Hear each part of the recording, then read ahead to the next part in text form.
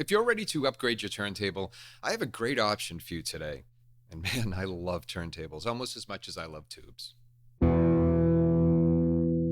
Not too long ago, I reviewed the Fluence RT85N, and for its $500 price point and the value that it provides, I put that turntable in the mid-range, a definite step above entry level. So it did make me wonder, what other turntables out there would fall into this same range? What ones would I recommend that wouldn't, break the bank, but also provide years of value? So I went on a search. But before I get to that search, I want to tell you about today's sponsor. Now check these out. These beautiful record storage consoles are most definitely not entry level. They're handmade in the US by Sidetracked Workshop, and they're made of quality, sturdy wood construction with a modern design that hints of mid-century. Now, some of these consoles can hold both your record collection and your turntables all in one unique design. Sidetracked Workshop ships for free in the US, and their consoles arrive fully assembled.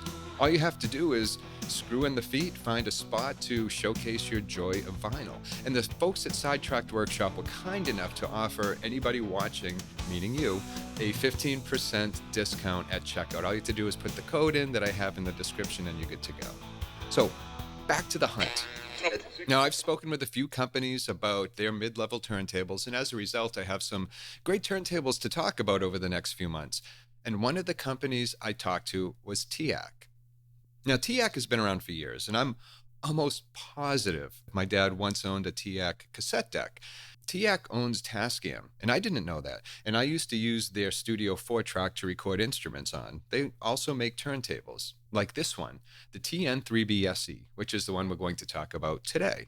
Now, when this review unit was dropped in my lap, I was excited to set it up, and it was incredibly easy. Now, over the years, I have kind of tweaked my setup process and how I set up a turntable, and I actually have a really cool video coming up in maybe a week or so that talks about one of the best new tools in my tool belt. I can't wait to talk about it, but that's for another video. Needless to say, setting up this turntable was very easy. I was pleased to see that the 3B, I'm just going to call it 3B, it's easier to say. I was pleased to see that it has an anti-skate mechanism, and one that worked very well.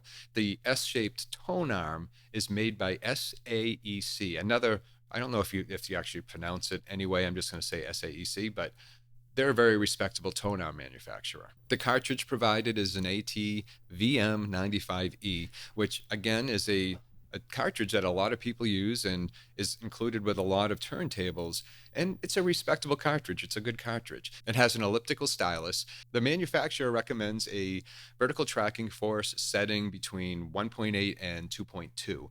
I always like to fall right in the middle, so I set it at 2.0, which I believe they also recommend doing that too, Audio-Technica.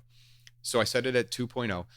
It does come pre-installed and preset, but I like to check it myself. There has been so many times that I've just gone with what in the past, what the manufacturer has said, and found the VTF to be off, either a little bit too much or a little bit too less. Usually it's a little bit too much. I also like the fact that it has a removable head shell, which makes swapping cartridges out very easy. The plinth is solid MDF, which helps to cut down on vibration and resonance, and the platter is die-cast aluminum. Now, one thing I do want to mention, this is a belt-driven turntable, which is always a preference of mine. It also has a built-in phono stage, and I actually gave it a listen, and it's really not bad for a built-in phono stage. I kind of likened it to the ATLP60, which is an entry-level turntable I've always recommended. But I do like the fact that if you have your own phono stage, you can just shut this one off with the flick of a switch.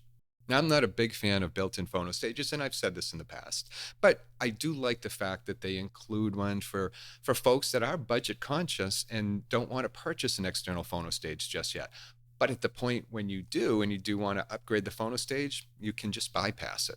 You have the standard speeds of 33 1/3 and 45 RPM, and the motor, I have to say, was incredibly silent. I couldn't hear it, which is key to listening to vinyl. You do not want that motor to interfere.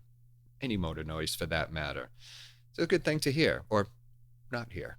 It does come with a dust cover, and I usually take my dust cover off when I'm playing records, so I didn't connect this. but it's still great to have. I always have a dust cover on when I'm not playing records just to cut down on dust because, well, that's what a dust cover is for. Aesthetically, it is a beautiful looking turntable, and yes, aesthetics do matter. To stick with the mid-level feel of this turntable, I connected it to the Project Tube S2 phono stage, which fed into my Denon 600NE, and then it drove my Klipsch 600 Mark IIs. It's a lot of 600NE and 6. Is that right? Yeah, that's right. Denon 600NE and Klipsch 600 Mark IIs. Anyway, that's a setup that I had years ago, and I still use it to review units with. I'm very familiar with the setup, and things sound great on it. The first record I selected to test it all out was Samantha Fish's Belle of the West. And after that, I checked out Led Zeppelin's 4. Now, I've heard the ATVM 95E cartridge on many setups in the past, and it sounded amazing here, and I attribute that to the design of the tone arm. Now, as I get older, I'm more sensitive to treble. It can sound harsh on some systems. Not so here. If there's going to be treble, you're going to hear it on the Klipsch speakers. They are not very forgiving when it comes to treble. And I was very pleased to hear a nice, warm sound coming out of this. So big check mark there.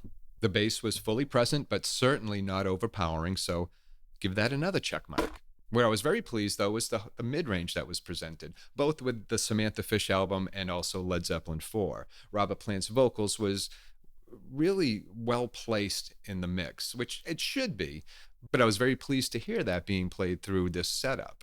And then I wanted to check out something a little bit more dynamic. Not that Zeppelin isn't dynamic, but something that's a little more brighter, I would say, just to hear how the sound came through the Klipsch speakers, which aren't, like I said, are not forgiving when it comes to treble. They can sound harsh. So I picked Sweet's Greatest Hits. Does anybody remember Sweet? Maybe it's The Sweet. Sometimes I see it as Sweet and The Sweet. I'm just going to call them Sweet. I think that's what they're called, but whatever you want to call them, I put that record on and played Ballroom Blitz. Anyway, again, it was very dynamic and well detailed, and the balance was great.